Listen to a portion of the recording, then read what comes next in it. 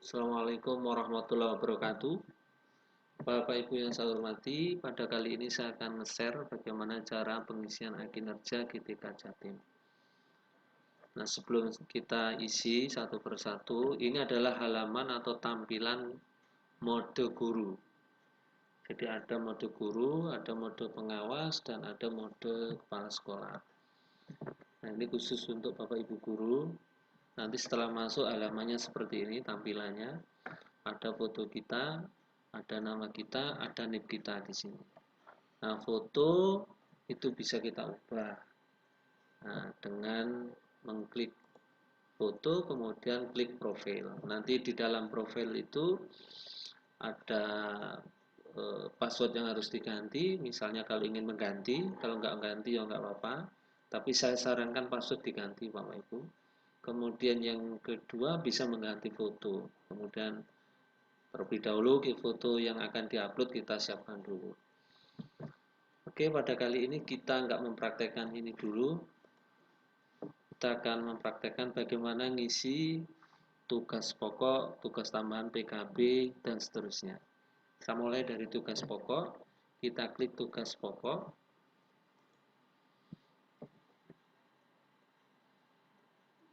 Nah, kebetulan ini beberapanya sudah saya isi Bapak Ibu. Nah, misalnya di dalam tugas pokok ini kita ingin mengetahui apa saja sih tugas pokok guru.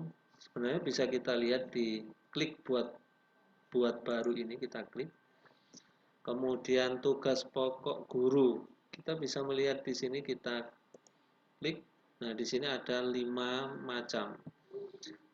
Kalau kita lihat ini sesuai dengan Permendikbud nomor 15 tahun 2018 Bapak Ibu, bahwa tugas pokok guru itu ada 5. Yang pertama adalah merencanakan pembelajaran atau pembimbingan. Kemudian kedua, melaksanakan pembelajaran atau pembimbingan, menilai hasil pembelajaran atau pembimbingan, membimbing dan melatih peserta didik. Yang kedua, yang berikutnya adalah melaksanakan tugas tambahan. Nah, pembimbingan yang dimaksud itu untuk Bapak Ibu guru bimbingan konseling atau Bapak Ibu guru teknologi informasi. Kemudian untuk yang poin kelima ini, melaksanakan tugas tambahan itu bila ada seperti wakil kepala sekolah, itu kan dihitung 12 jam. Kemudian kepala laboratorium, ada kepala perpustakaan, ada wali kelas, ada pembina ekskul, ada pembina OSIS, dan lain-lain. Semuanya itu tertuang kalau Bapak Ibu semuanya sudah membaca Permendikbud nomor 15 tahun 2018. Nah, untuk yang merencanakan, apa yang harus diisikan di merencanakan? Merencanakan pembelajaran itu salah satunya adalah kalau kita merujuk pada Permendikbud nomor 15 tahun 2018, salah satunya adalah kuncinya di RPP Bapak Ibu.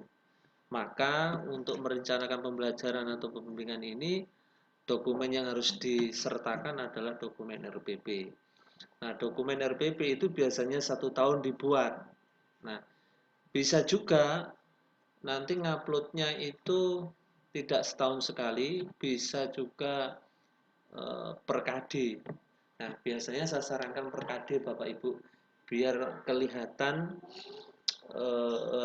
kegiatan kita. Nah, tentunya itu harus dilihat dulu program semester dan program tahunan yang telah kita buat. Nah, jadi misalnya kalau saya ngajar matematik minat itu untuk semester genap itu ada 2 KD. Nah, KD 1 itu saya upload di bulan Januari misalnya, KD 2 saya upload di bulan Maret misalnya, karena mungkin Maret pertengahan itu baru memulai untuk pembelajaran KD 2 di semester genap, sehingga di awal semester genap maka untuk RPP saya upload. Jadi saya biasanya nguploadnya per KD. Nah, kemudian apa saja yang dimerencanakan selain RPP? Bisa juga masalah media pembelajaran, Bapak Ibu. Bisa media pembelajaran yang digunakan diupload, ya. Apakah itu berupa LKS, apakah itu berupa eh, PowerPoint yang digunakan, yang akan digunakan dalam pembelajaran nanti, itu bisa diupload juga. Kemudian bisa juga bahan ajar yang akan digunakan dalam pembelajaran.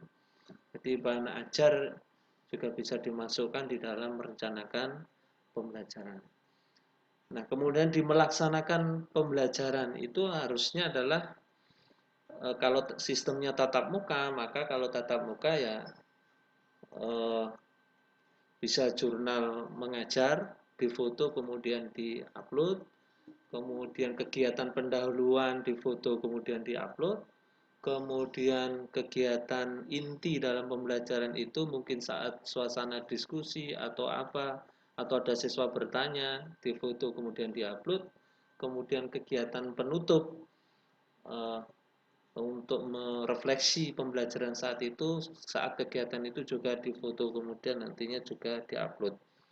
Saya sarankan untuk menguploadnya itu setiap hari.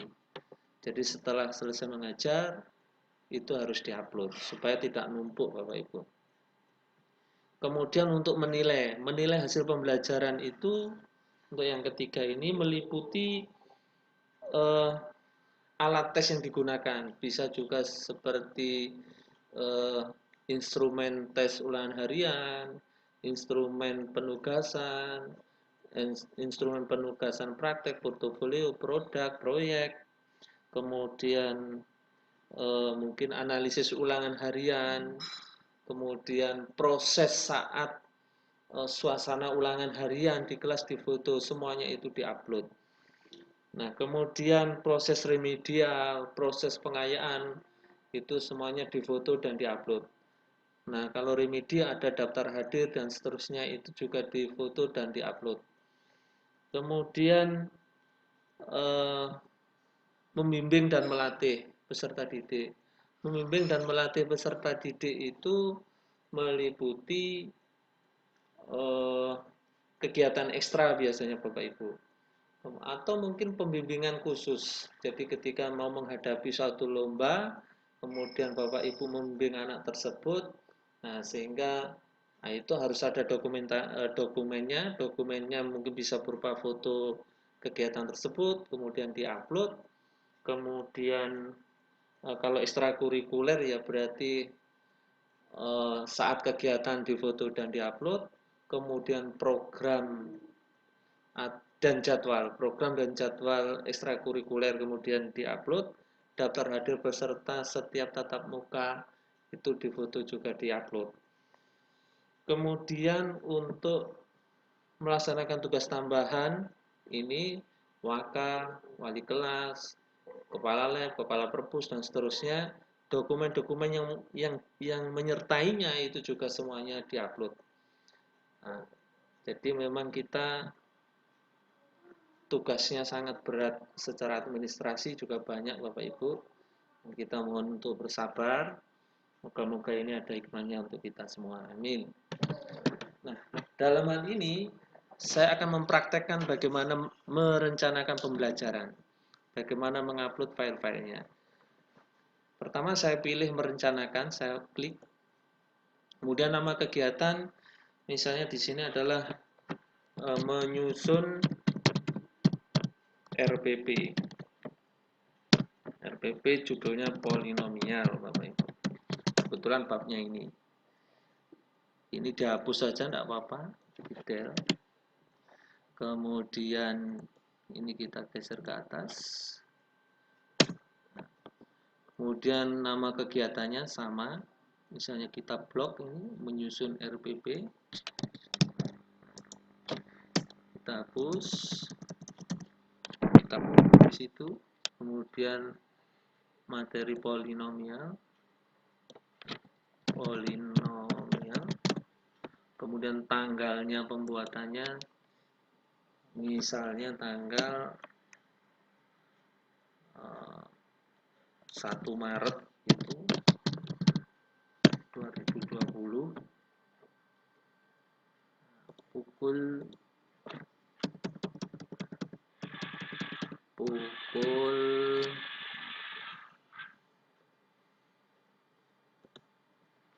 pukul 7. Rangkumannya nggak usah, kita hapus saja. Nah, kemudian kita klik simpan. Nah, setelah itu kita lengkapi bukti fisiknya, kita klik tambah bukti fisik. Nah, di sini misalnya adalah RPP polinomial. Kemudian kita pilih choose file. Kita cari RPP kita. Sebentar, bisa cari RPP saya.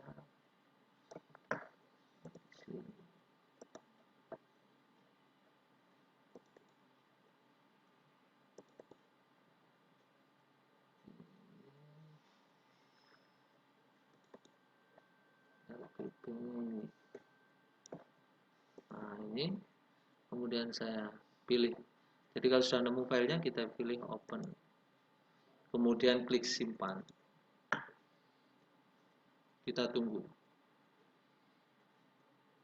Nah, ini filenya Bapak Ibu.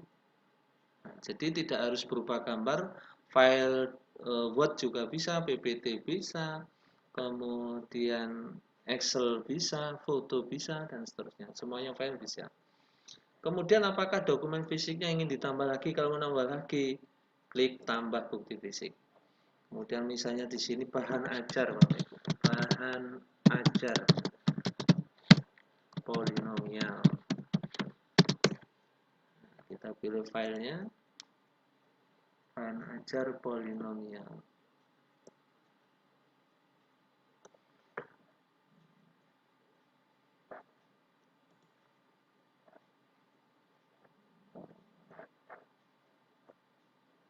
Bahan ajarnya ada di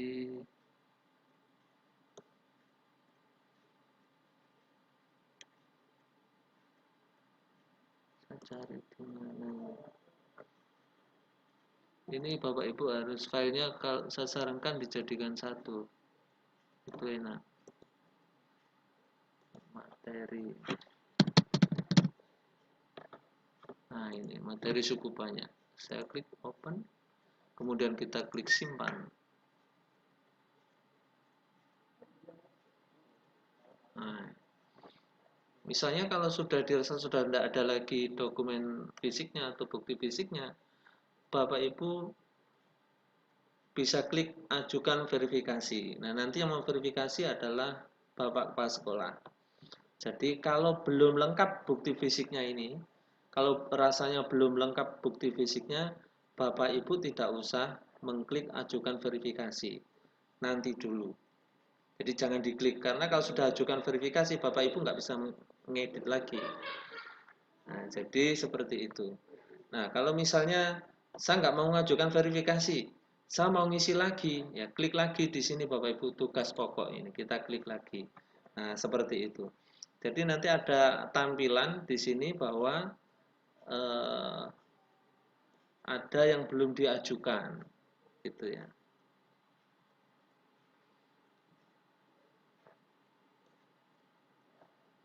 Jadi masih belum apa? Di sini nomor 14 ini.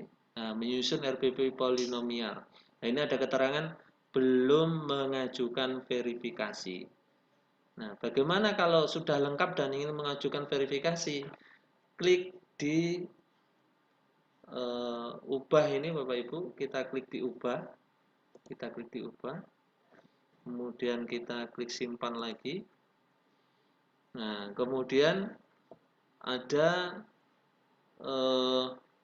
ajukan verifikasi, baru kita klik di sini. Nah, kemudian klik OK.